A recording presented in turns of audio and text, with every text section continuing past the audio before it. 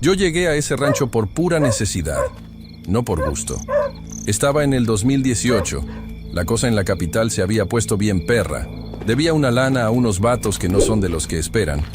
Y un tío lejano, el tío Chema, me dijo que conocía a un señor allá por la zona de la Mixteca, metido en la sierra de Oaxaca, casi pegándole a la costa, pero todavía entre cerros, que necesitaba gente de confianza.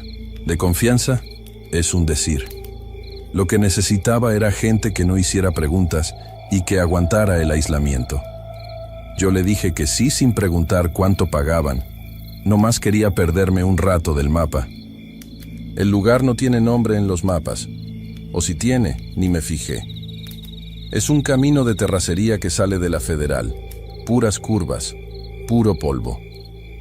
Te avientas como 3 horas en camioneta desde el pueblo más cercano, subiendo y bajando barrancas donde si te vas al hoyo, ni los opilotes te encuentran. Cuando llegué, lo primero que noté fue el silencio. No ese silencio de paz, de campo bonito. Era un silencio pesado, como cuando entras a una iglesia vacía y sientes que no debes hablar fuerte. El patrón se llamaba Don Efrén, un señor ya grande, de esos de sombrero manchado de sudor y manos que parecen de cuero viejo. Me recibió seco. Me enseñó dónde iba a dormir. Una casita de adobe separada de la casa grande, con un catre, una mesa y una parrilla de gas. Me dijo, aquí se trabaja de sol a sol. No hay señal de celular. Si necesitas algo del pueblo, bajas conmigo cada 15 días. Y una cosa, muchacho, de noche no se sale. Si escuchas algo, te tapas las orejas y te duermes. Aquí el monte es traicionero. Yo pensé que eran mañas de viejo.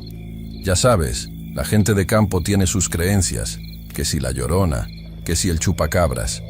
Me valía madres. Yo lo que quería era juntar dinero y que nadie me encontrara. Los primeros meses fueron raros.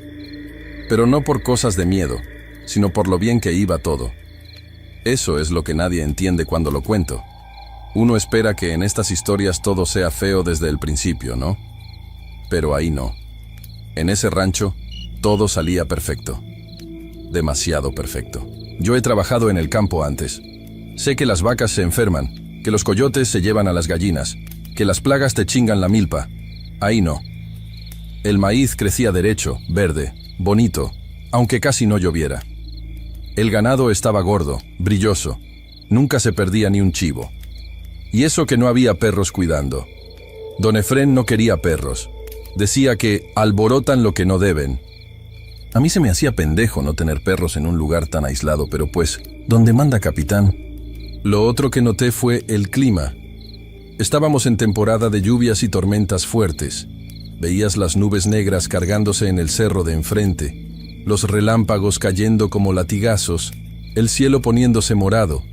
Y yo pensaba, ya valió, nos va a inundar.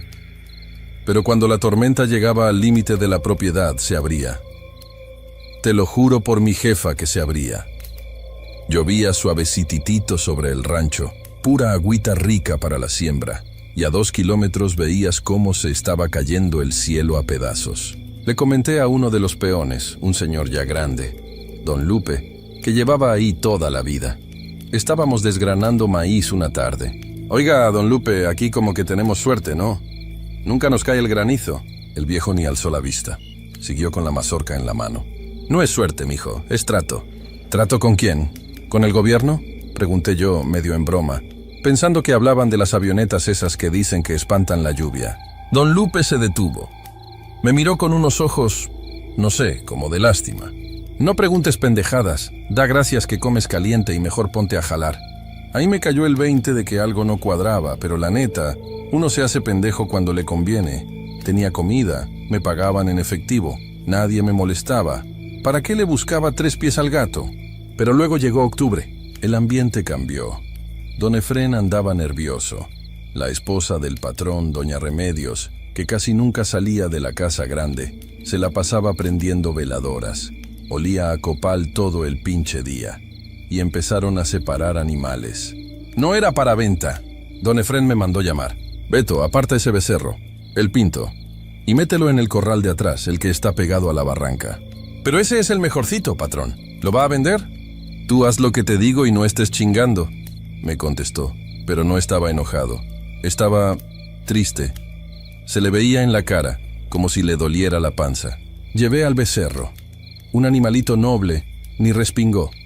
Lo dejé en el corral de atrás, que estaba lejos de las casas, casi donde empieza el monte cerrado. Le puse agua, le puse pastura. Esa noche la instrucción fue más estricta que nunca. Nadie sale, ni a mear. Trancas en las puertas y ventanas cerradas. Si oyen ruidos, le suben al radio. Yo me encerré en mi cuarto. Hacía un calor de los 1000 demonios, pero obedecí. Cerré todo. Me acosté en el catre sudando la gota gorda. No podía dormir. El silencio de afuera era absoluto. Ni grillos, ni viento. Nada. Como a las 3 de la mañana escuché el bramido. No fue un bramido de dolor, fue corto. Como si al becerro le hubieran cortado el aire de golpe. Y luego, nada. Me quedé tieso en la cama. Esperé escuchar coyotes, o un puma, o ladrones. Pero no se oyó nada más. Solo mi respiración y el zumbido de los mosquitos adentro del cuarto. Al día siguiente me levanté temprano. Salí con el café en la mano y vi a don Lupe y a don Efrén yendo para el corral de atrás. Iban caminando lento, con la cabeza gacha. Lo seguí aunque nadie me llamó. El becerro estaba ahí, no estaba despedazado. No le faltaba una pierna, ni tenía las tripas de fuera como cuando ataca un animal de monte. Estaba entero, tirado de lado, pero estaba seco, la piel pegada a los huesos, como si llevara muerto 3 semanas al sol, pero había muerto hacía unas horas. Los ojos estaban blancos, hundidos, y no había sangre, ni una gota en el suelo, ni en la paja. Nada. Tenía 2 marcas en el cuello, pero no eran colmillos. Eran agujeros raros, redondos, como si le hubieran metido un tubo. Don Efrén se persignó. «Ya está», dijo en voz baja. «Ya está pagado». Don Lupe sacó un costal de cal y se lo empezaron a echar encima. Me vieron ahí parado y don Efrén nomás me hizo una seña para que ayudara a cargar el cuerpo. Pesaba mucho menos de lo que debería. Era como cargar un cascarón de cartón. Lo enterramos ahí mismo. Nadie dijo nada del tema. A la hora de la comida, el ambiente estaba más ligero. Don Efrén hasta bromeó con la cocinera. La tensión se había ido. Yo, pendejo de mí, pensé, bueno, pues será una enfermedad rara, o un murciélago muy grande, qué sé yo. Quise racionalizarlo. Me dije que en el campo pasan cosas que los de ciudad no entendemos. Y me quedé otro año. El siguiente ciclo fue igual. Cosechas perfectas, ganado sano, clima ideal. El dinero se acumulaba. Yo ya había pagado mi deuda y estaba juntando para comprarme un terrenito. Me sentía el rey del mundo. Se te olvida el miedo cuando la bolsa está llena. Pero llegó otra vez la fecha. Esa misma semana de octubre. Esta vez, no separaron un becerro. Separaron al caballo favorito de don Efrén. Un alazán precioso, noble. El patrón lloraba cuando le dio la orden a don Lupe de llevarlo al corral de la barranca. «¿Por qué el caballo, patrón?», se me salió a preguntar. Don Efrén me miró con los ojos rojos. «Porque este año fue muy bueno, y entre más recibes, más tienes que dar. Si le doy algo que no me duela, se ofende, y si se ofende, se cobra con lo que está dentro de la casa». Se me heló la sangre. Lo que está dentro de la casa. Se refería a su familia, a sus nietos que venían de visita a veces. Esa noche, la curiosidad me ganó, o más bien, la estupidez, y el alcohol. Me había bajado media botella de mezcal para aguantar los nervios y se me hizo fácil. Pensé, tengo que ver qué chingados es, si es un jaguar o un narco que viene a cobrar piso, o qué. Mi cuarto tenía una ventanita que daba justo hacia la vereda que bajaba al corral de la barranca. Estaba tapada con una madera, pero tenía una grieta. Apagué la luz, me pegué a la pared y esperé. Eran como las 2 de la mañana. La luna estaba llena. Iluminaba todo como si fuera un foco de estadio. Se veían las sombras de los mezquites alargadas en el suelo. Primero lo olí. Incluso con la ventana cerrada y a esa distancia, me llegó un olor rancio. No a podrido, sino a viejo. Como a humedad guardada, como a pelo mojado y cobre. Luego lo vi salir del granero viejo, el que usábamos para guardar herramienta que ya no servía. No era un animal. Al principio pensé que era una persona. Parecía un hombre, pero se movía mal. Iba pegado al suelo, arrastrándose, pero no a gatas. Usaba los codos y las rodillas, pero los movimientos eran desarticulados. como si tuviera las articulaciones al revés. Era flaco, fibroso. Iba desnudo, pero la piel se veía oscura, como curtida o llena de barro. Lo que me hizo taparme la boca para no gritar fueron los brazos. Eran demasiado largos. Cuando estiraba un brazo para avanzar, la mano llegaba lejísimos, mucho más allá de lo que un humano puede alcanzar. Los dedos se clavaban en la tierra y jalaban el cuerpo. Ras, ras, ras. Se oía cómo arrastraba la piel contra la tierra seca. Llegó a la cerca de alambre de púas que separaba el patio del camino al corral. Yo pensé, se va a atorar, se va a cortar. La figura se detuvo junto al poste. Se levantó un poco. Vi su espalda. Tenía la columna vertebral saltada, llena de nudos. Y entonces cambió. No hubo humo, ni luces mágicas, ni esas mamadas de las películas. Fue físico, fue asqueroso. Escuché los huesos tronar. Crack, crack, shlack. Como cuando rompes ramas secas. El cuerpo se contorsionó hacia adelante. Los brazos largos se engrosaron de golpe. El torso se infló. El pelo brotó de la piel en segundos, como una mancha negra que se lo comía. La cabeza se estiró hacia adelante con un sonido húmedo, como de carne desgarrándose. En menos de 5 segundos ya no había un hombre deforme ahí. Había una bestia. Parecía un perro, pero del tamaño de un burro. Negro, hirsuto. No tenía cola. Las patas traseras eran más cortas que las delanteras, lo que le daba un aspecto de hiena, pero mucho más masiva. La cosa giró la cabeza hacia mi casita. Te lo juro por mi vida que me vio. A través de la grieta de la madera, a 50 metros, sentí que esos ojos amarillos me atravesaban. No eran ojos de animal. Los animales tienen mirada limpia, instintiva. Esta cosa tenía mirada de gente mala, de gente vieja que sabe cosas que tú no. Me quedé paralizado, ni respiraba. Sentía que el corazón me iba a reventar el pecho. La cosa soltó un bufido como de burla y se dio la vuelta. Empezó a trotar hacia el corral de la barranca. No hacía ruido al pisar. Me tiré al piso del cuarto, abajo de la ventana. Me tapé la cabeza con la cobija como un niño chiquito. Temblaba tanto que los dientes me castañeaban. Al rato escuché el relincho del caballo. Fue un grito horrible, de pánico puro, y luego el silencio. No dormí nada. Cuando salió el sol ya tenía mi mochila hecha. Salí del cuarto. Don Efrén estaba en el porche, tomando café. Se veía más tranquilo, como si se hubiera quitado un peso de encima. Me vio con la mochila. No me preguntó nada. No se sorprendió. Sacó un fajo de billetes de la bolsa de su camisa y lo puso en la mesa. «Que te vaya bien, Beto», dijo sin mirarme. «Agarra camino antes de que se haga tarde. El de la combi pasa a las 8 en el cruce». Agarré el dinero, ni lo conté. «Gracias, patrón». «Y Beto...» Me detuvo cuando ya iba para la puerta de la cerca. «Tú no viste nada. Lo que crees que viste fue el sueño. El mezcal pega duro». «Sí, patrón, fue el mezcal». Caminé los 10 kilómetros hasta el cruce casi corriendo. Sentía que algo venía detrás de mí entre los matorrales. Cada vez que se movía una rama, brincaba. Cuando me subí a la combi y vi gente normal con sus celulares y sus bolsas del mandado, casi me pongo a llorar. De eso ya pasaron 5 años. He trabajado en otros lados, en bodegas, de velador en la ciudad, de chofer, pero al campo no vuelvo.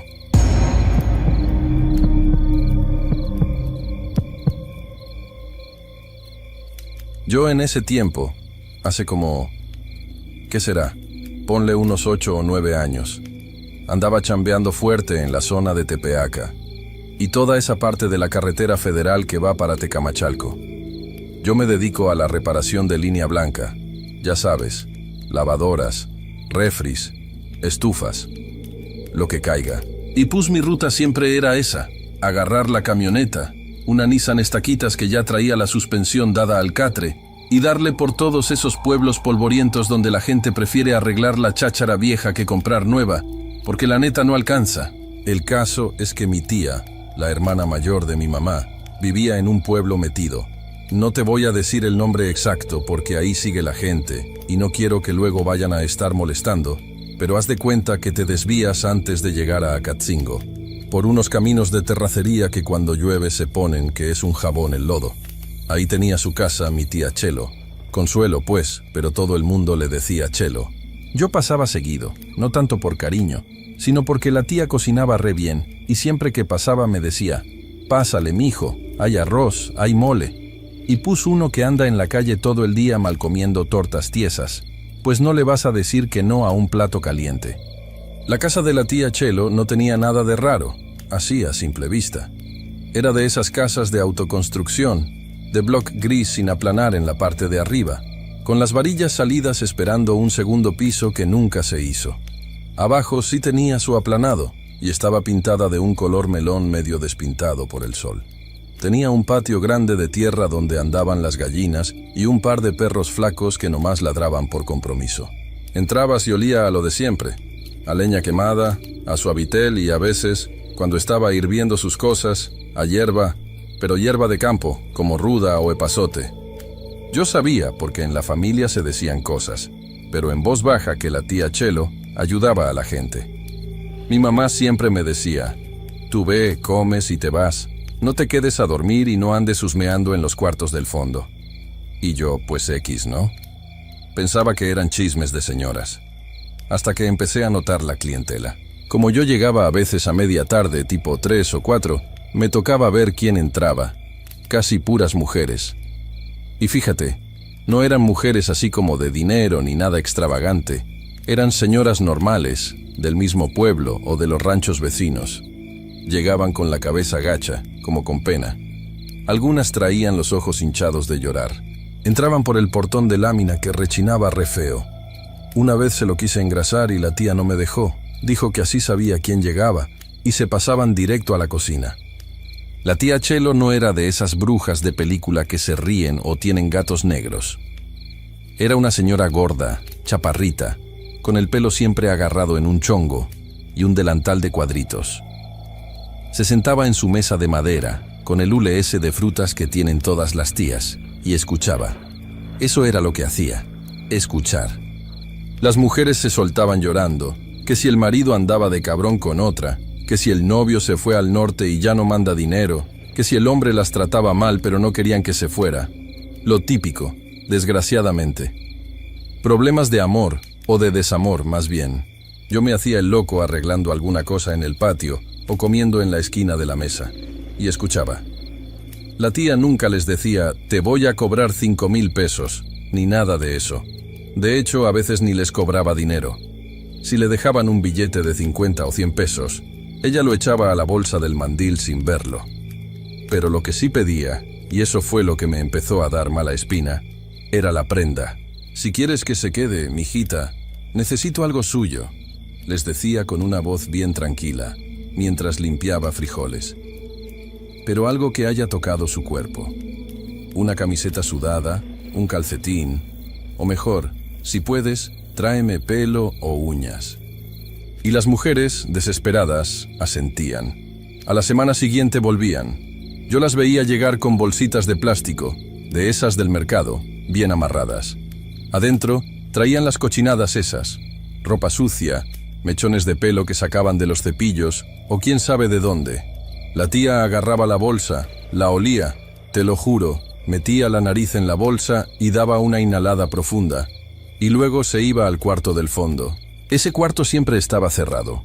Una vez, de puro curioso, intenté asomarme por la ventana que daba al patio trasero, pero tenía una cortina gruesa, como de cobija vieja, y no se veía nada.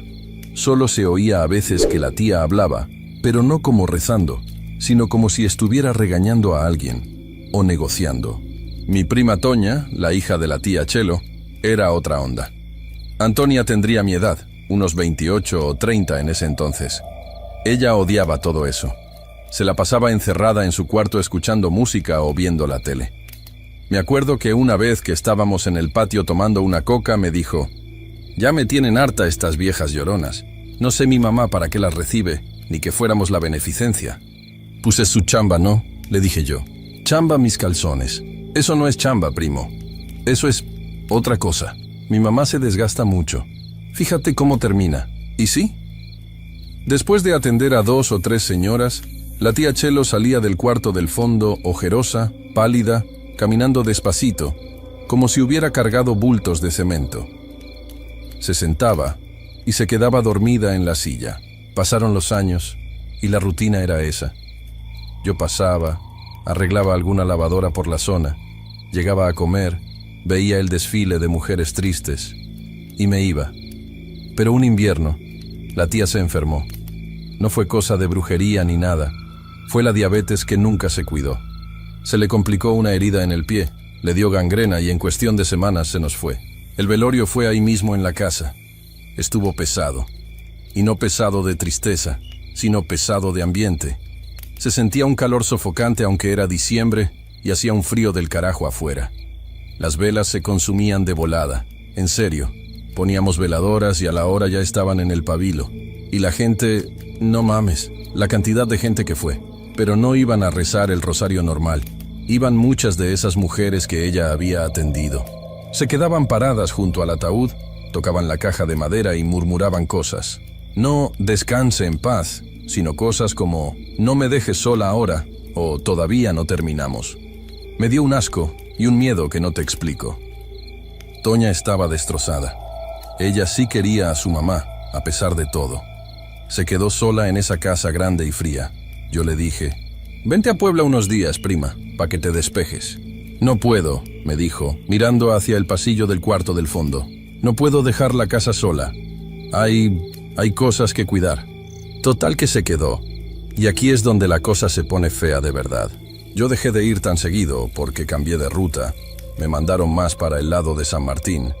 Pero a los 6 meses me tocó volver por Tepeaca y pasé a saludar. Cuando llegué, vi 2 coches estacionados afuera. Coches que no eran del pueblo, un Jetta y una camioneta cerrada. Toqué el claxon y salió Toña a abrirme. Casi me voy de espaldas. Toña, que siempre andaba de jeans apretados, pintada, con el pelo planchado, traía puesto un vestido de esos de señora, tipo bata, y el pelo agarrado igualito que mi tía Chelo. Había subido de peso, pero no de gorda sana, sino como hinchada. «¿Qué onda, primo? Pásale», me dijo. Pero su voz sonaba rasposa, como si hubiera gritado mucho o fumado 3 cajetillas. Entré y la casa estaba igual, pero más oscura. Había tapado algunas ventanas con cartones. En la cocina había 2 mujeres sentadas, esperando. «Espérame tantito, atiendo a estas señoras y ahorita te sirvo de comer», me dijo Toña. Me quedé helado. «¿Tú? ¿A poco tú le sabes a eso?», le pregunté en voz baja para que no oyeran las clientas. Toña me miró y te juro que por un segundo no vi sus ojos, vi los de mi tía Chelo. Una mirada cansada, vieja. Alguien tiene que hacerlo. Ellas vienen buscando... Y pus, la casa pide. No entendí qué quiso decir con la casa pide, pero me senté a esperar. Vi lo mismo de siempre. El llanto, la confesión y luego la entrega de la prenda. Una de las mujeres sacó una camisa de hombre, de esas de vestir, azulita. «Es que se va a ir con la otra, con la de la oficina», decía la mujer llorando. «Y yo no puedo permitirlo, Toña. Tenemos los niños». «Dámelo», dijo Toña. Agarró la camisa y lo hizo. Lo mismo que su mamá. La olió. Cerró los ojos y aspiró profundo, como si estuviera oliendo un perfume carísimo, pero con una avidez que me dio repulsión. Luego se levantó y se fue al cuarto del fondo.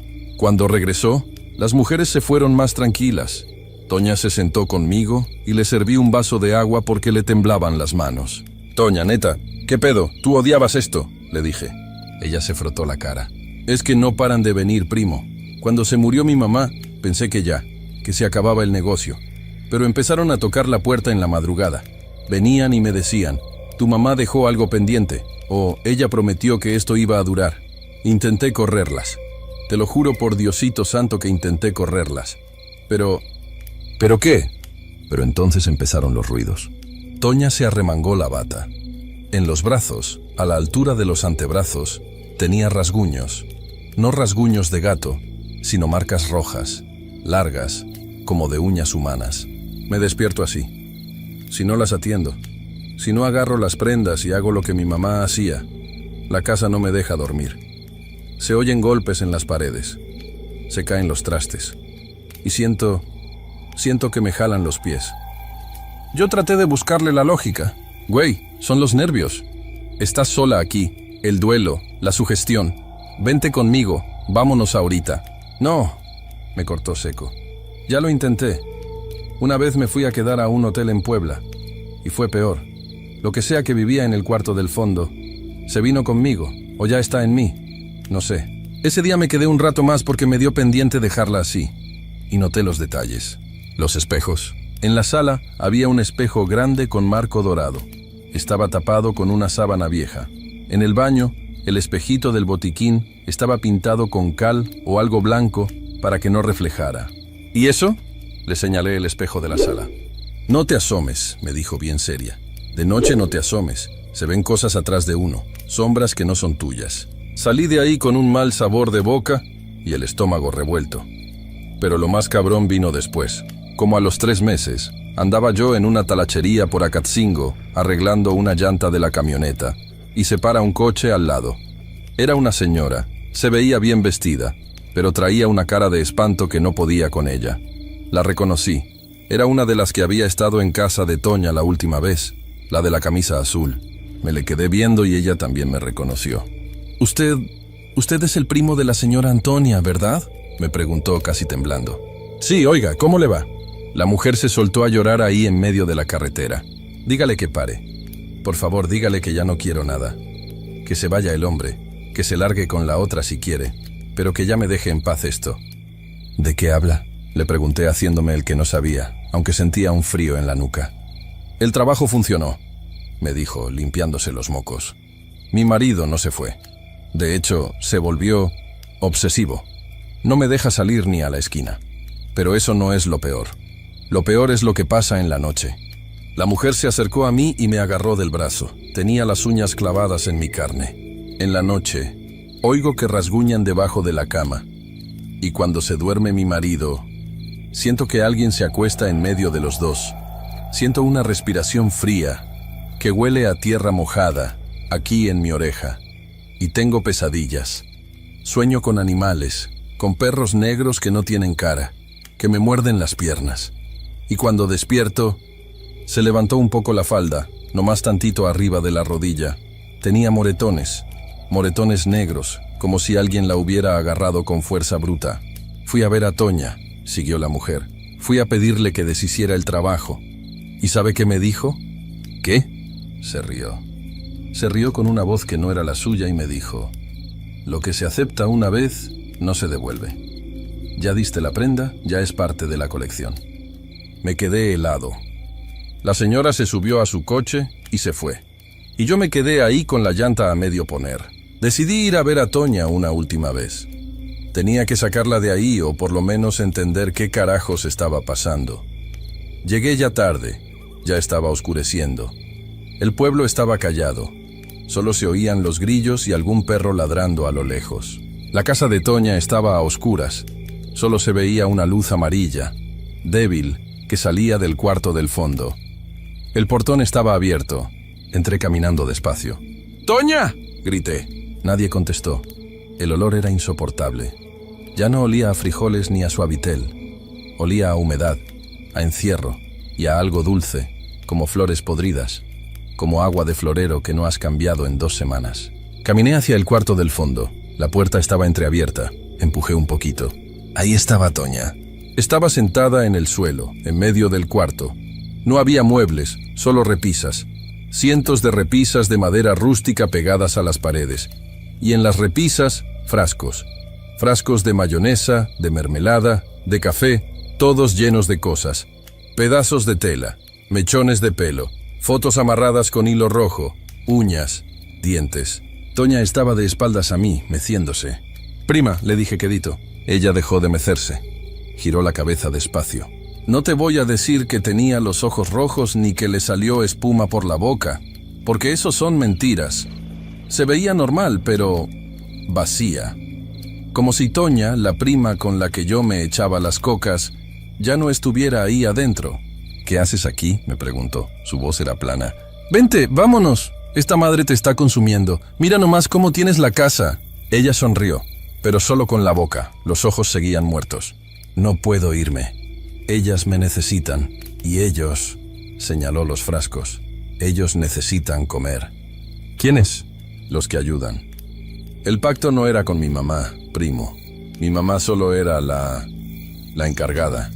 Cuando ella murió, la deuda pasó a mí. Es de sangre. Se levantó. Caminaba raro, arrastrando un pie. ¿Sabes qué pasa con las prendas?, me susurró acercándose. Yo di un paso atrás. No es para amarrar al hombre. Eso es lo que ellas creen.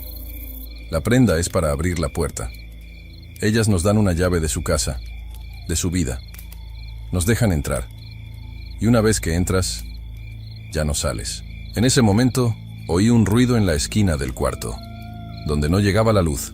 Era como un siseo o como tela arrastrándose. Vi algo moverse, una sombra, pero más densa que la oscuridad. No tenía forma humana. Era como un bulto que se reacomodaba. «Vete», dijo Toña, y por un segundo su voz sonó como la de antes, llena de miedo. «Vete y no vuelvas, güey. Si te quedas más tiempo, te van a pedir algo a ti también. Y tú no quieres pagar». Salí corriendo. Me vale madre si me vi cobarde. Me subí a las taquitas, la arranqué y le pisé a fondo hasta llegar a la carretera federal. No paré hasta llegar a mi casa en Puebla. Me tardé como 2 horas en dejar de temblar. De eso ya pasaron años. No he vuelto.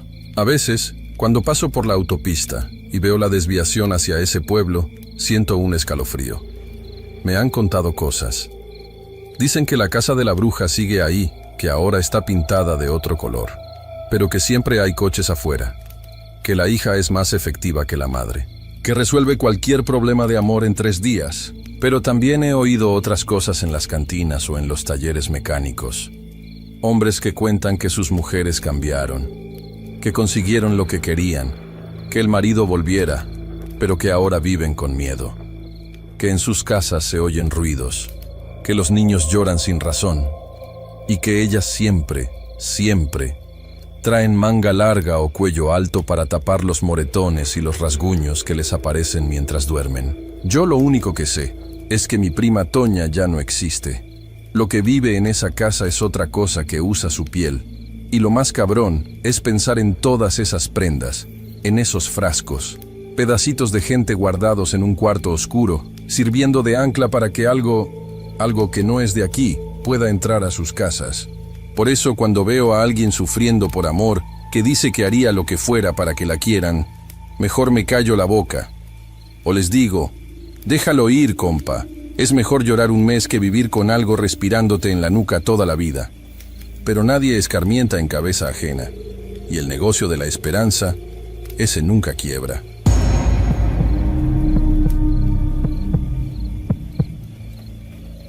Yo no nací ahí. Yo nací en la capital, pero por broncas de mis jefes. Ya sabes, lo de siempre, falta de lana. Mi papá que se fue al norte y mi mamá que tenía que doblar turno en la maquila. Me mandaron con mis abuelos cuando apenas iba entrando a la secundaria. El rancho no tenía nombre, o si tenía, nadie lo usaba. Quedaba pasando Jiménez, tirándole hacia el Bolsón, una tierra seca, quebradiza, donde el sol no calienta, más bien muerde. No había señal de celular. La luz iba y venía con el viento y el agua la sacábamos de un pozo que rechinaba como si estuviera llorando cada vez que prendíamos la bomba. Mi abuelo, don Lucio, no era hombre de hablar mucho. Era un tipo seco, como la tierra de ahí. Tenía las manos tan callosas que podía agarrar las brasas del fogón para acomodarlas y ni gestos hacía. Yo le tenía un respeto que rayaba en el miedo, pero no porque fuera malo, sino porque tenía esa mirada de quien ha visto cosas que uno ni se imagina y ha decidido que es mejor callárselas. La rutina era pesada. Levantarse a las 4, ordeñar las 3 vacas flacas que teníamos, revisar las cercas, quitar la hierba mala, pelear con el motor de la Cheyenne del 92 que siempre tosía humo negro. Yo odiaba ese lugar al principio. Me sentía atrapado. Odiaba el olor a estiércol. Odiaba el polvo que se te metía hasta en las pestañas. Odiaba no tener con quién hablar. Pero te acostumbras. Te juro que te acostumbras al ritmo. Lo único que me sacaba de onda eran los perros. Teníamos como 5 o 6. Ya ni me acuerdo bien del número, porque en los ranchos los perros no son mascotas, son herramientas. Son alarmas con patas. Eran mestizos, corrientes, de esos color pardo o negro, llenos de cicatrices de pelear con coyotes o tejones. Dormían afuera, obvio, hechos bolas cerca de la puerta o abajo de la troca si llovía. Eran bravos. Si llegaba alguien desconocido, se le iban encima ladrando como demonios hasta que mi abuelo chiflaba y se calmaban. Pero había noches que la cosa cambiaba. Y ahí es donde empieza lo raro, lo que te quiero contar, pero sin meterle crema a los tacos, así tal cual pasó. Había noches en las que los perros empezaban a ladrar, pero no con ese ladrido de ataque de aquí hay alguien ajeno. No, era un ladrido. ¿Cómo te explico? Era un ladrido chillón, desesperado, y luego, de golpe, silencio. Pero un silencio pesado, y luego se oían gemidos, como cuando a un perro le pegas y se va llorando, pero esto era constante. Yo, la primera vez que lo oí, me quise asomar por la ventana. Mi abuelo estaba en la cocina, limpiando un rifle viejo calibre .22 que usaba para las liebres. Ni siquiera levantó la vista. «Ni te asomes, mijo», me dijo, con la voz rasposa por el cigarro. «¿Son coyotes, apá?», le pregunté. Yo le decía, apá a mi abuelo. «No, coyotes no son. Los coyotes no callan a los perros así». «¿Entonces qué es?». El viejo dejó el trapo lleno de aceite en la mesa. Se acomodó el sombrero, porque hasta dentro de la casa usaba sombrero, y me miró fijo. «Hay cosas en el monte que buscan ver qué agarran. Déjalos. Si no te metes, no se meten». Esa fue la primera lección. Pero con el tiempo, uno se vuelve curioso, o estúpido. Pasaron los meses y yo notaba un patrón. Siempre era en luna nueva, o cuando estaba muy nublado. Los perros se ponían inquietos desde la tarde, daban vueltas, rascaban la tierra nerviosos. Y en la noche, el escándalo y luego el silencio raro. Una tarde, mientras arreglábamos un poste de la cerca que se había caído porque una vaca se recargó, le pregunté directo. «Oiga, apá, el otro día escuché que los del pueblo decían que por acá baja el nahual». Mi abuelo escupió el tabaco al suelo. Se detuvo en seco con el martillo en la mano. «No digas pendejadas», me soltó enojado. «Esas son historias de viejas argüenderas para asustar borrachos. Pues dicen que ven animales que no son animales». Él suspiró, se recargó en el poste y se limpió el sudor de la frente. Miró hacia el horizonte, donde el cerro se veía morado por el atardecer. «Mira, amigo, no uses esa palabra. Las palabras llaman. Aquí no hay nahuales, lo que hay...». Dudó un momento, como buscando cómo explicarlo sin asustarme, o quizás sin asustarse él. «Lo que hay es gente que sabe cambiar. Hay gente que no es gente cuando quiere. Tienen mañas viejas. ¿Brujos? Gente. Solo gente. Pero gente mala, gente que tiene envidia o hambre o nomás ganas de joder. Y a veces, para hacer sus fregaderas, se visten de otra cosa. O se vuelven otra cosa. No sé. Y no quiero saber». Me dijo que en el rancho, años atrás, antes de que yo naciera, había un hombre que trabajaba de peón en un rancho vecino. Un tipo solitario, que no comía con los demás. Decían que a ese hombre le gustaba andar con los perros. No que los cuidara, sino que andaba con ellos. Se sentaba en la tierra y los perros se le acercaban, pero no moviendo la cola, sino sumisos, con la cabeza baja. Y que en las noches a veces faltaban gallinas o chivos y encontraban huellas que parecían de perro, pero muy grandes o con los dedos muy largos. «¿Y qué pasó con él?», pregunté. «Se fue, o lo fueron, no sé. Pero a veces algo vuelve a pasar por aquí». Lo raro era eso, los perros no atacaban a esa cosa. Mi abuelo decía que cuando algo caminaba entre ellos, los perros lo reconocían como algo superior o algo a lo que no se le ladra. «Lo huelen», decía. «Huelen que no es perro, pero tampoco es cristiano, y se confunden, por eso lloran». Pasó el tiempo. Yo terminé la secundaria y me regresé a la ciudad para la prepa. La vida me llevó por otro lado. Antros, novias, la escuela, el ruido. Se me olvidó el rancho, la neta. Iba poco, solo en vacaciones de diciembre o Semana Santa, y cada vez me aburría más. Ya me sentía muy citadino, muy chingón, con mi celular y mis tenis de marca, viendo a mi abuelo como un viejito anticuado con sus supersticiones. Hasta que cumplí los 17. Ese verano me peleé fuerte con mi mamá y, de castigo, o para que se me bajara lo rebelde, me mandó 2 semanas al rancho a ayudar a tu abuelo y a que te dé el sol. Llegué de malas, arrastrando la maleta, con el calor a 40 grados. Mi abuelo estaba más viejo, más encorvado, pero igual de duro. La tercera noche, el calor no dejaba dormir. No había aire acondicionado. Solo un abanico viejo que aventaba aire caliente. Me salí al porche a fumarme un cigarro a escondidas. Eran como las 2 de la mañana. La luna estaba en un cuarto menguante, apenas alumbraba, pero el cielo estaba tan limpio que las estrellas daban algo de luz. Estaba yo ahí, sentado en la mecedora, viendo el celular aunque no tenía señal, nomás revisando fotos viejas, cuando me di cuenta de que todo estaba demasiado callado. Los grillos, que siempre aturden, se habían callado de golpe. Y los perros no estaban ladrando. Me levanté, caminé hacia la orilla del porche. Los perros estaban ahí, cerca del corral de las vacas. Eran 5. Estaban parados, tiesos, mirando hacia el camino de tierra que pasaba frente al rancho, el que divide nuestra propiedad de la del vecino, don Evaristo. No ladraban. Estaban con la cola entre las patas, el pelo del lomo erizado, pero no hacían ruido. Miré hacia donde miraban ellos. La cerca de alambre de púas estaba a unos 50 metros de la casa, y ahí, parado justo al lado de un poste de mezquite, había algo. Al principio pensé que era un becerro que se había salido. Se veía bultoso, grande, pero luego vi que estaba sentado sobre sus cuartos traseros. Era un perro. Pero no mames, no podía ser un perro. Era enorme. Te lo juro por mi vida. Sentado, le llegaba casi a la mitad del poste. El pelo se le veía hirsuto, revuelto, sucio. Pero lo que me heló la sangre fue la postura. Estaba demasiado recto. Los perros se sientan y se encorvan un poco. Este no. Tenía la espalda recta, los hombros anchos, como si fuera un hombre con un abrigo de piel mal puesto. Me quedé paralizado, con el cigarro quemándome los dedos. La cosa esa estaba de perfil, mirando hacia el monte de enfrente, y de repente giró la cabeza. No giró el cuerpo, solo el cuello. Giró la cabeza hacia mí. A esa distancia, con la poca luz, no debí haberle visto los ojos. Pero sentí que me vio. Sentí un peso en el pecho, una presión física. No vi ojos rojos brillantes como en las películas. Eso es mentira.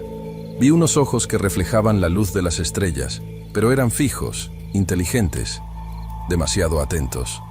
No era la mirada de un animal que busca comida. Era la mirada de alguien que te está reconociendo. El miedo no fue gritar.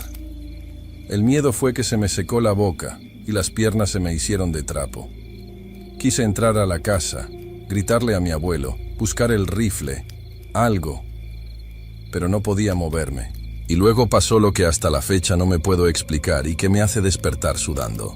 Parpadeé. Fue un instante. Un pinche parpadeo porque el humo del cigarro me entró al ojo. Cuando abrí los ojos, la cosa ya no estaba en la cerca. Estaba cruzando la carretera, pero no estaba corriendo. Estaba parado del otro lado. Habían pasado, ¿qué te gusta? ¿Medio segundo? La carretera tiene como 6 metros de ancho más la cuneta. Para llegar de la cerca al otro lado, tendría que haber saltado o corrido a una velocidad imposible. Y no se oyó nada, ni un golpe de patas en la tierra, ni el crujir de la grava. Nada. Simplemente apareció allá. Y ahí, bajo la luz debilucha de las estrellas, se levantó. Se levantó en 2 patas, no como los perros de circo que caminan torpes. Se irguió lento, seguro, y se quedó ahí, una silueta oscura, alta, encorvada, mirando hacia la casa de don Evaristo, que quedaba como a 1 kilómetro de ahí. Luego, se dejó caer en 4 patas otra vez, pero con un movimiento fluido, líquido, y se metió entre los matorrales. Desapareció. Los perros de mi abuelo, en ese momento, empezaron a aullar. Un aullido bajito, triste, culero. Yo me metí a la casa corriendo. Cerré la puerta con tranca, como si eso sirviera de algo. Y me fui a mi cuarto. Me tapé con la sábana hasta la cabeza, sudando frío, temblando como un niño chiquito. No dormí nada. Escuchaba cada ruido, cada crujido de la madera. A la mañana siguiente, mi abuelo estaba en la cocina tomando café como si nada. Yo salí con unas ojeras tremendas. ¿Dormiste mal?, me preguntó sin mirarme. Apá, anoche vi algo. Él se detuvo con la taza en la boca. Me miró de reojo. ¿Qué viste? Le conté. Le conté del perro gigante, de cómo me miró, de cómo apareció cruzando la carretera y de cómo se paró en dos patas. Mientras le contaba, yo esperaba que se burlara, que me dijera que estaba loco o que había fumado alguna cochinada. Pero mi abuelo se puso muy serio. Se quitó el sombrero y lo puso en la mesa. ¿Hacia dónde se fue?, preguntó. Hacia los terrenos de don Evaristo. Mi abuelo suspiró largo, un suspiro cansado. Súbete a la troca, vamos a ir a ver a Evaristo. ¿Por qué? ¿Vamos a decirle? No, vamos a ver si amaneció. No entendía a qué se refería, pero me subí. El camino a casa del vecino fue en silencio. Mi abuelo iba manejando despacio, mirando las huellas en el camino de tierra. Yo iba buscando marcas, pero el suelo estaba tan seco y duro que no se veía nada claro, solo polvo revuelto. Llegamos al rancho de don Evaristo. Los perros de él no salieron a recibirnos. Eso ya era mala señal. Nos bajamos. La puerta de la casa estaba entreabierta. ¡Evaristo!, gritó mi abuelo. Nadie contestó. Entramos. La casa estaba oscura. Olía a encierro y a algo más. Olía a hierbas, a alcohol y a sudor agrio, como a enfermedad. En el catre, al fondo del cuarto, estaba don Evaristo. Estaba tapado con 3 cobijas a pesar del calorón que ya estaba haciendo. Temblaba. Mi abuelo se acercó y le puso la mano en la frente. «Está ardiendo», dijo. Evaristo abrió los ojos. Los tenía inyectados en sangre, vidriosos. Nos miró sin reconocernos al principio. Luego, agarró la mano de mi abuelo. «Lucio», dijo con un hilo de voz. Entró otra vez. «Cálmate, hombre, ya estamos aquí. ¿Qué te hizo?» Evaristo se destapó un poco. Llevaba unos calzones largos, viejos. Se los subió hasta la rodilla. Las piernas, no manches. Tenía las pantorrillas destrozadas. No eran mordidas, eran rasguños, pero rasguños profundos, largos, paralelos. Como si alguien hubiera agarrado un rastrillo de jardín y se lo hubiera pasado con fuerza. La carne estaba viva, morada, inflamada. «No ladraron, Lucio», lloraba Evaristo, un hombre de 60 años llorando de miedo. «Mis perros no ladraron. Nomás lo dejaron pasar. Se paró aquí, al pie de la cama. Me veía. Nomás me veía y se reía, pero no con la boca. Se reía con el resuello». Yo sentí ganas de vomitar. El olor de la infección ya se sentía. Mi abuelo lo tapó otra vez. «Vamos a llevarte al centro de salud en Camargo, ahorita». Cargamos a don Evaristo a la troca. Pesaba como un muerto. En el camino, él iba delirando, hablando de que el que cambia quería su tierra, que quería el agua. Lo dejamos con los doctores. Dijeron que era una infección severa, que parecía ataque de animal salvaje. Tal vez un gato montés, dijeron. Mi abuelo no los corrigió, solo asentía. Cuando salimos del hospital, ya era tarde. Nos sentamos en una banqueta a comernos unos burritos porque no habíamos desayunado. Yo estaba en shock todavía. Veía a la gente pasar, los coches, la normalidad, y sentía que yo estaba en otro mundo. «Abuelo», le dije, ¿era el mismo? ¿El hombre que trabajaba en el rancho hace años? Mi abuelo le dio una mordida a su burrito, masticó lento y tragó. «Ese hombre ya se murió hace mucho, mijo. Lo mataron en un pleito de cantina en Ojinaga». «Entonces, ¿qué fue lo que vi? ¿Qué atacó a don Evaristo?» Mi abuelo se limpió la boca con el dorso de la mano. Me miró con esa mirada gris, impenetrable. «Te dije que hay gente que sabe cambiar. No dije que fuera uno solo. El conocimiento se pasa, o se roba, o a veces la tierra misma escupe estas cosas. ¿Pero por qué? ¿Por qué atacó a Evaristo y a nosotros no?» «Porque Evaristo le tiene miedo», dijo mi abuelo, como si fuera la cosa más lógica del mundo. «El miedo tiene olor, mijo, y a esas cosas les gusta. Tú lo viste, te asustaste, pero no corriste, te aguantaste. Evaristo vive solo, vive pensando que le van a quitar lo suyo. Eso lo hace débil». Dijo que lo volvió a intentar. ¿Qué quería? Mi abuelo tiró el papel del burrito a un bote de basura. Se levantó y se ajustó el cinturón. Entrar. Quería entrar a ser persona otra vez. Pero ya no caben. Cuando pasas mucho tiempo siendo perro, se te olvida cómo ser cristiano.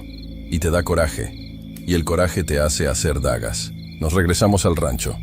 Esa noche, Mi abuelo sacó el rifle y lo puso recargado en la pared, al lado de su cama. Puso una silla trabando la puerta. «Duérmete», me dijo. «Hoy no va a venir. Ya comió miedo». Yo no pude dormir bien esa noche, ni las que siguieron. Cada vez que ladraba un perro, me tensaba. Pero nunca volvió a pasar nada mientras yo estuve ahí. Don Evaristo se recuperó, pero quedó cojo. Vendió el rancho a los 2 meses y se fue a vivir con una hija a Chihuahua capital. Decía que no podía dormir con el silencio del campo. Yo dejé de ir al rancho cuando mi abuelo murió, 2 años después. Mis tíos vendieron todo.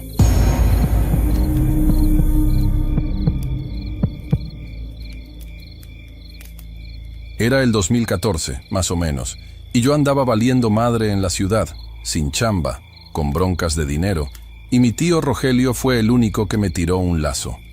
Me dijo: «Vente pa' acá, mijo, aquí siempre hay algo que hacer, aunque sea levantar cercas o echarle agua a las bestias».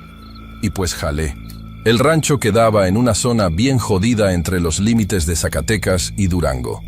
De esos lugares donde el sol pega como si te tuviera coraje. Donde la tierra es puro polvo suelto que se te mete hasta en las ideas. Cuando llegué, la cosa estaba triste. Pero triste de a de veras. No era nomás que no lloviera, es que se sentía una pesadez en el aire. Mi tío Rogelio siempre fue un hombre de trabajo, de esos de manos rasposas que no saben estar quietos. Pero lo vi acabado, flaco, con los ojos sumidos, todo el tiempo fumando esos cigarros delicados sin filtro que apestaban a leña quemada. Me acuerdo que la primera noche que cenamos, apenas probó los frijoles. Estaba ido. Me dijo que las vacas se le estaban muriendo, que la cosecha de frijol se había secado antes de dar vaina y que el banco ya le estaba respirando en la nuca para quitarle las tierras. Eran tierras de su papá, de mi abuelo, y eso era lo que más le dolía. El orgullo, pues. Las primeras semanas fueron una friega. Nos levantábamos a las 4, a tratar de sacar agua de un pozo que ya nomás escupía lodo. Vimos morir a 2 becerros en una semana. Se les inyectaba, se les cuidaba, y nada. Amanecían tiesos, con la lengua de fuera y los ojos llenos de moscas. Mi tío lloraba de coraje, le pegaba a la pared de la bodega, maldecía a Dios, al gobierno, a todo. Yo nomás me quedaba callado. ¿Qué le iba a decir? Échele ganas. No, pues no. Fue un martes cuando la cosa cambió. O bueno, cuando empezó todo el relajo este. Mi tío me dijo: «Súbete a la troca, vamos a ir a ver a un señor». Yo pensé que íbamos con el veterinario al pueblo o al banco a rogar por una prórroga. Pero no. Agarró la carretera vieja, la que va para la sierra, y le dio duro como 2 horas. No me decía nada. Iba con la mandíbula trabada. Yo prendí el radio para no ir en ese silencio incómodo, pero me lo apagó de un manotazo. «Necesito pensar», me dijo. Llegamos a un caserío que ni nombre ha de tener. 4 casas de adobe cayéndose, puros perros flacos ladrando. Se paró frente a una casa que tenía la puerta pintada de un azul chillante, ya medio descarapelado. Me dijo: «Espérame aquí, no te bajes. Pase lo que pase, no te bajes». Y se metió. Ahí me tienes, asoleándome en la camioneta, una Ford vieja que olía a aceite y tabaco. Pasó 1 hora, pasaron 2. Yo ya me estaba durmiendo, el calor era insoportable, sudaba la gota gorda. De repente, salió mi tío. Venía pálido, güey, pero pálido como si le hubieran sacado la sangre. Caminaba medio tieso. Se subió a la troca, no me volteó a ver. Prendió el motor y vámonos. «¿Todo bien, tío?», le pregunté. «Todo se va a arreglar», fue lo único que dijo. Tenía la voz rara, como rasposa, como si hubiera gritado mucho o tuviera mucha sed. En el camino de regreso, venía manejando despacito. Y fíjate lo que son las cosas, o la casualidad, o yo qué sé. Pero antes de llegar al rancho, el cielo se puso negro. Negro, negro. Y soltó un aguacero que parecía que se iba a caer el cielo. Llovió toda la noche. Al día siguiente, el pozo tenía agua. A la semana, el pasto empezó a reverdecer como si fuera magia. Las vacas que estaban enfermas se levantaron. Todo empezó a mejorar de golpe. Demasiado rápido, si me preguntas a mí. La gente del pueblo decía que mi tío tenía un pacto, o que había encontrado oro. Puras habladurías de gente envidiosa, pensé yo al principio. Porque pues, cuando te va bien, a todos les molesta. Pero aquí viene lo que no cuadra, lo que me hizo irme de ahí tiempo después. Mi tío cambió. No era que se volviera malo ni grosero, era distante. Al principio eran cosas sutiles. Dejó de almorzar con nosotros. Antes, el almuerzo era sagrado, a las 10 de la mañana. Gorditas, café, huevo con chile. Él llegaba, se sentaba, platicaba. Empezó a decir que tenía mucho jale, que comía luego. Yo le llevaba la comida al potrero y a veces me la encontraba intacta horas después, llena de hormigas. Luego fue la luz, el sol. Él, que se pasaba todo el día bajo el rayo del sol sin sombrero a veces, empezó a esconderse. Se la pasaba en la bodega grande, donde guardaba la pastura. Decía que estaba arreglando maquinaria. Pero yo entraba y lo veía sentado en lo oscuro, nomás ahí, quieto. Cuando entraba luz por el portón, se tapaba los ojos, como si le doliera. Se puso unas cortinas gruesas en su cuarto, de esas lonas negras de plástico. Yo le preguntaba a mi tía, que en paz descanse. La pobre nunca entendió qué pasaba, y ella me decía, es el estrés, mijo, tu tío ha sufrido mucho. Pero yo sabía que no era estrés, porque el estrés no te hace caminar así. Empezó a caminar, distinto. No sé cómo explicarte. Haz de cuenta que apoyaba mal los pies. Como si le molestaran las botas, y dejó de usar botas. Andaba descalzo o con guaraches viejos, arrastrando los pies. Y en la noche, eso era lo peor. Yo dormía en un cuartito separado de la casa principal, pegado al corral. Las paredes eran delgadas. Empecé a escuchar que alguien salía de la casa grande a las 2, 3 de la mañana. Oía la puerta rechinar. Me asomaba por la ventanita, con cuidado, pensando que a lo mejor se metían a robar, porque ya ves cómo está la inseguridad. Pero era él. Salía caminando encorvado. Se iba hacia el milpar. El maíz ya estaba alto, bien bonito. Creció como nunca ese año. Mi tío se metía entre las cañas y se perdía. Una noche, la curiosidad me ganó. Dije, chingue su madre, voy a ver qué hace. Pensé que a lo mejor tenía alguna movida rara, o que estaba enfermo y no quería decirnos. Me puse las botas, agarré una lámpara pero no la prendí, y salí. La luna estaba clara, así que se veía más o menos bien. Escuché ruido cerca de la cerca perimetral, la que da pa'l monte. Me fui acercando despacito, tratando de no pisar ramas secas. Ahí lo vi, pero no era él. O sea, sí era, pero no mames. Estaba agachado, pero no como una persona se agacha. Estaba en 4 puntos, pero las rodillas se le veían raras, como dobladas al revés. O a lo mejor fue la sombra, no sé. Estaba quieto, mirando hacia afuera, hacia la oscuridad del monte. De repente, un coyote aulló cerquita. ¿Y mi tío? ¿O esa cosa? Le contestó. Pero no le contestó con un grito de hombre, ni chiflando. Hizo un sonido gutural, como un gruñido seco, profundo, que me hizo vibrar el pecho. El perro de la casa, el Balú, que era bravo como ninguno, estaba ahí a un lado de él. Y el perro estaba echado, con la cabeza baja, sumiso, temblando. Me dio un pánico que te juro que sentí que me orinaba. Me regresé corriendo a mi cuarto. Me encerré y le puse el pasador.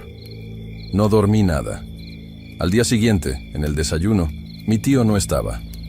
Mi tía me dijo, tu tío amaneció indispuesto, dice que le duele el estómago.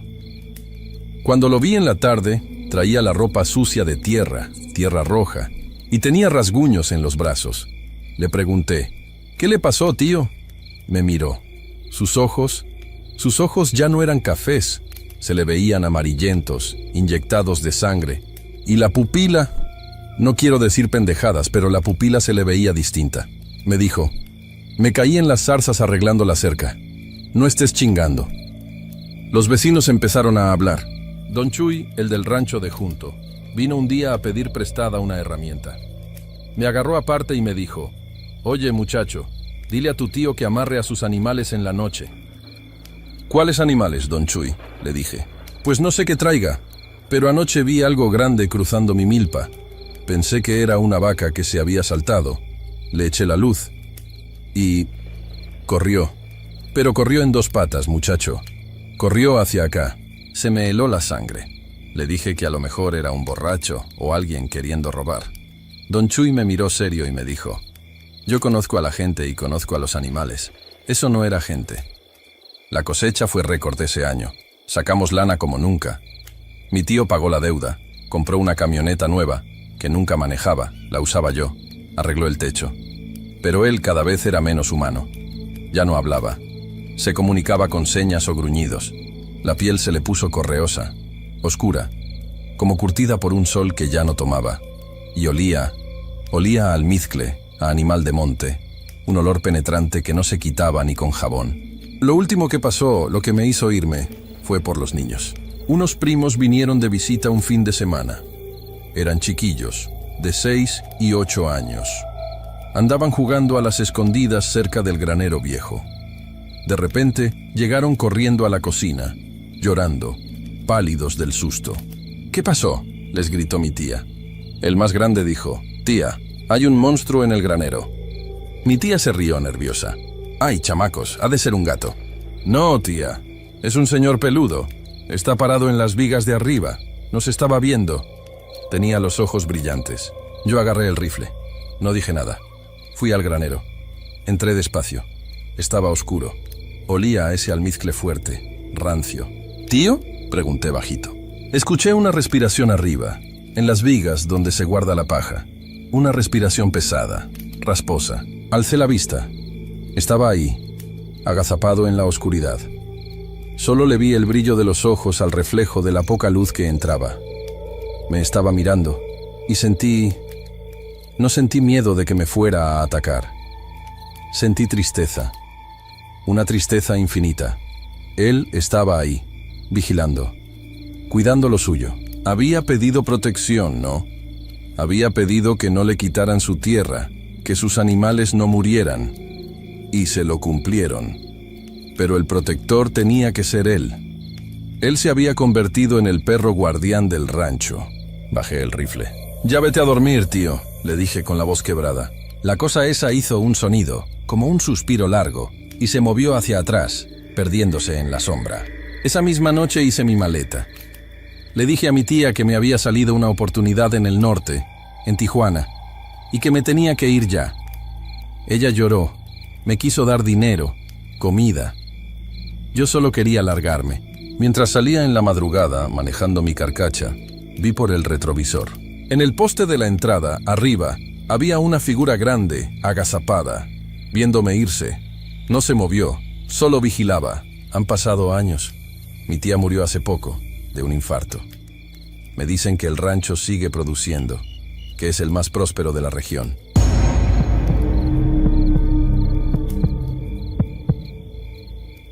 Yo tenía mi taller mecánico allá en el Estado de México, por Ecatepec, pero la cosa se puso fea con la maña.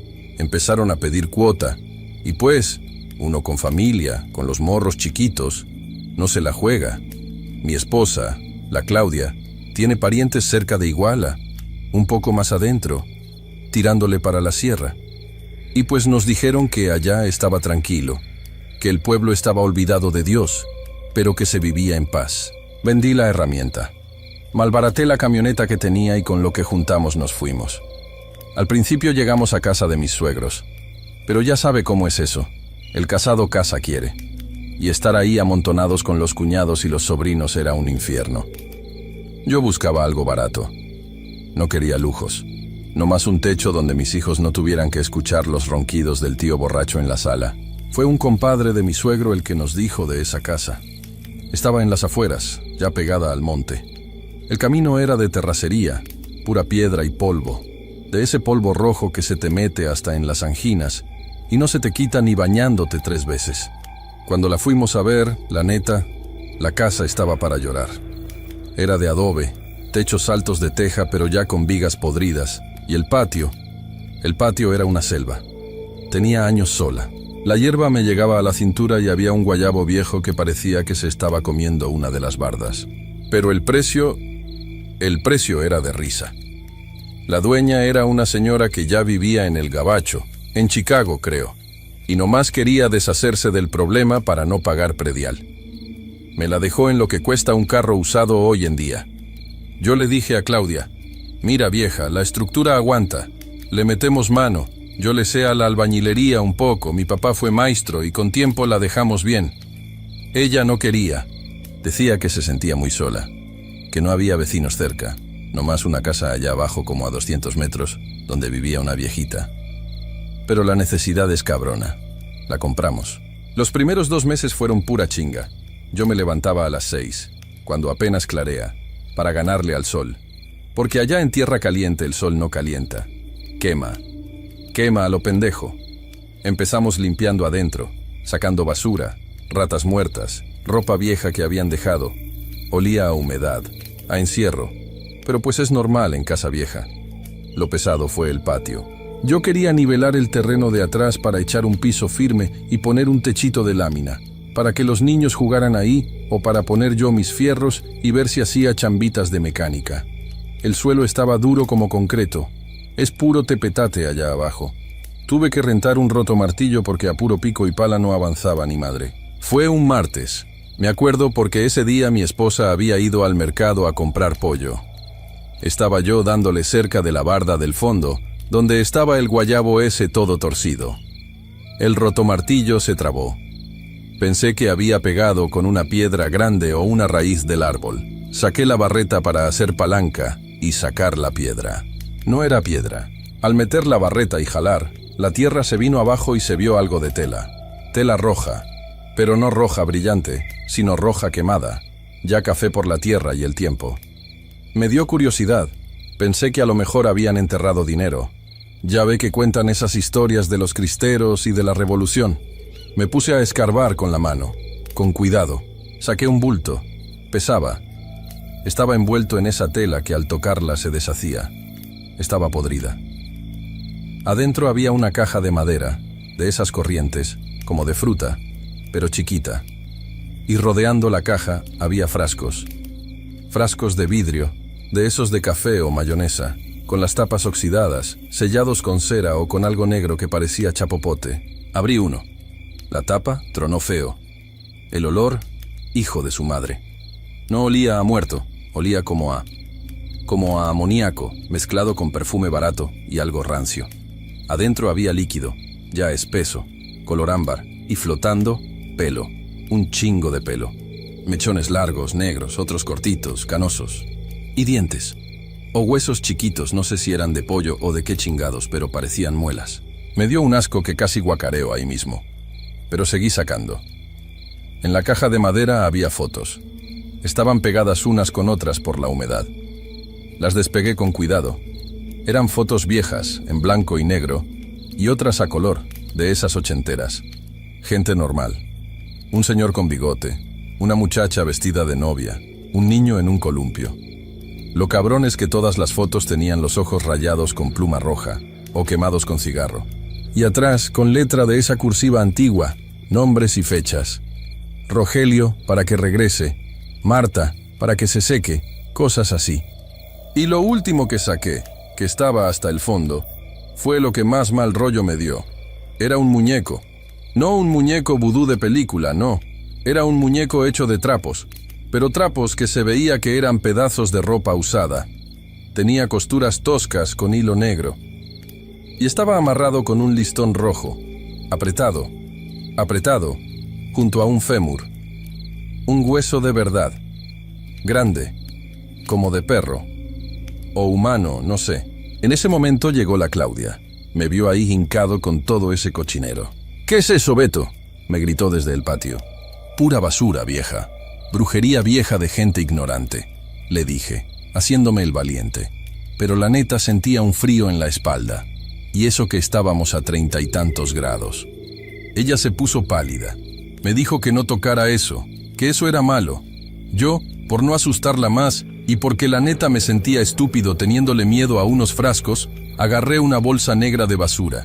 Eché todo ahí, los frascos. Algunos se rompieron al caer, los trapos, las fotos, el hueso, todo. Le eché gasolina ahí mismo en el hoyo para quemar los restos de líquido que quedaron en la tierra y la bolsa la llevé al monte, lejos, y le prendí fuego hasta que no quedó nada más que ceniza y vidrio derretido. Ya estuvo, pensé. Tapé el hoyo, eché cal, y al día siguiente colé el piso de cemento encima. Asunto arreglado. O eso creía. La primera semana después de eso todo estuvo normal.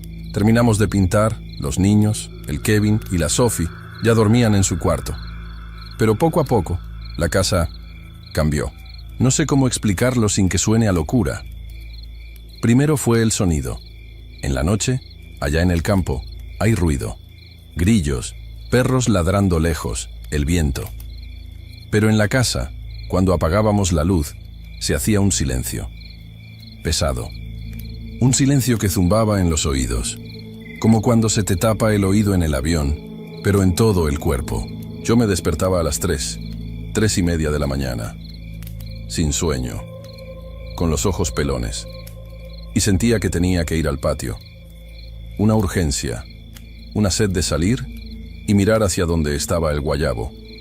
Donde eché el piso. Me levantaba, iba a la ventana de la cocina y me quedaba mirando el cemento fresco a la luz de la luna. Y sentía que algo me miraba de vuelta desde la oscuridad del árbol. Luego fueron los olores. De repente, a mediodía, comiendo, nos llegaba un tufo a flores podridas. A nardos, ubica, esas flores de panteón. Pero viejas, duraba un minuto y se iba. Claudia me decía, ¿oliste eso? Yo le decía que seguro era algún animal muerto en el monte, para no paniquearla. Pero lo peor empezó con la Sophie. Mi niña tenía 5 años entonces. Ella jugaba mucho en el patio ahora que ya estaba plano. Un día la vi sentada en el piso de cemento, hablando sola. Normal, los niños tienen amigos imaginarios. Me acerqué para darle un jugo. ¿Con quién platicas, mija? Ella volteó, bien tranquila, y me señaló la esquina del muro, donde la sombra del guayabo caía más pesada. Con la señora enojada. Sentí un cubetazo de agua helada. ¿Cuál señora, mija? Aquí no hay nadie. La señora que busca sus cosas, papá. Dice que le duelen los pies de tanto estar parada. Dice que tú le tapaste su puerta. No le dije nada a Claudia. Agarré a la niña y la metí a la casa. No juegues más allá afuera, hay muchos alacranes, le inventé. Esa noche no pudimos dormir nadie. Se escuchaban pasos en el techo. Pero no pasos de gato o de tlacuache, que son rápidos. Eran pasos lentos. Pum, arrastra, pum, arrastra. Como alguien cojo o muy pesado caminando sobre las tejas. Daban vueltas y vueltas justo encima de nuestro cuarto. Yo salí con el machete y la lámpara, pensando que alguien se quería meter. Me subí por la escalera lateral. No había nada. Las tejas estaban intactas. Pero el aire allá arriba se sentía gélido. Y la lámpara, la pinche lámpara parpadeaba. Y era de pilas nuevas. A la semana siguiente la cosa se puso física. Claudia amaneció con moretones en los brazos. Como si alguien la hubiera agarrado fuerte. Yo amanecí con rasguños en la espalda, de esos finitos, como hechos con una aguja. Y el insomnio ya era de todos. Los niños lloraban en la noche. Decían que los miraban desde el ropero. Ya no aguanté. Fui a ver a la vecina, la viejita que vivía abajo. Doña Chuy se llamaba. Una señora ya muy mayor, de esas de rancho, correosas, que siempre andan con su rebozo. Le llevé unos pan dulces de pretexto. Estuvimos platicando de cosas X, del calor, de las lluvias, y de repente le solté. Oiga, doña Chuy, ¿usted conoció a los que vivían en mi casa antes? La señora dejó de barrer. Se me quedó viendo con unos ojos negros, profundos. ¿Ya encontraron el entierro, verdad, muchacho? Me quedé helado. ¿Cuál entierro, oiga? No te hagas. Esa casa era de la doña Jovita. Una mujer difícil. Venía gente de todos lados. De Taxco, de Cuernavaca, hasta de la capital venían a verla. Ella hacía trabajos, amarres, pero de los malos, mijo, de los que se cobran con sangre. Doña Chuy se persignó y escupió al suelo. Esa mujer se murió sola ahí. Dicen que algo se la llevó, que le dio un infarto del susto. Cuando la encontraron, tenía la cara torcida de espanto. La familia vendió rápido y se fue, pero Jovita dejó cosas sembradas Ella decía que esa era su tierra y que ahí se quedaba para que nadie se fuera. Enterraba a sus clientes en frascos para atarlos a la tierra. Si tú sacaste eso, rompiste el sello, muchacho. Liberaste lo que ella tenía amarrado, y ahora ella anda buscando cómo amarrarlo otra vez. Regresé a la casa temblando. Le conté a Claudia. Decidimos irnos ese mismo fin de semana. Nos fuimos otra vez con mis suegros. Dejamos la casa cerrada. Pusimos el letrero de se vende, barata, casi regalada. Llegó un primer comprador, un señor que quería poner una bodega. Le di las llaves para que la fuera a ver. Yo no quería ni pararme ahí. Me las devolvió al día siguiente. Oiga, no, ahí pasa algo raro. ¿Por qué dice? Le pregunté haciéndome el loco. Entré y se cerraron las puertas solas. Y se oye murmullo, como gente rezando bajito en el patio. Y la neta no se siente vacía la casa. Se siente como si hubiera una fiesta de gente enojada y uno no estuviera invitado. Quédese con su casa, amigo. 3 veces intentamos venderla. 3 veces nos dijeron lo mismo. La casa no se siente vacía. Hay alguien en el patio. Me jalaron el pelo. Ahí sigue la casa, abandonada. El guayabo ya tiró la barda otra vez. Nosotros perdimos esa lana. Estamos rentando un cuartito en Iguala, apretados, jodidos de dinero, pero vivos. A veces, cuando paso por esa carretera para ir a alguna chamba, volteo a ver la casa a lo lejos.